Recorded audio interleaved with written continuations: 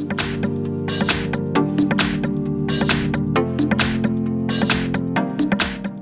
everyone, here we've got Motorola One Vision Plus, and let me show you how to change keyboard language on this device. So first of all, let's find and open the keyboard, for example here, and let's choose the settings. Here we've got the languages, so simply tap on it, and now we've got the list of applied languages. We've got only English.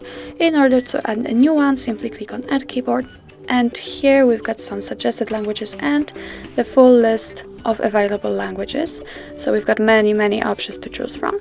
Let me pick, for example, Arabic, maybe this one. Click on Done, and as you can see, it has been immediately added to our list.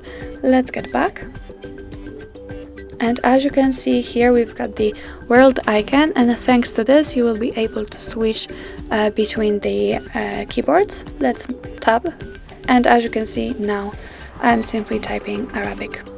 If you want to delete it because you do not need the new language, simply let's get back to the settings, go to languages and tap on this edit icon.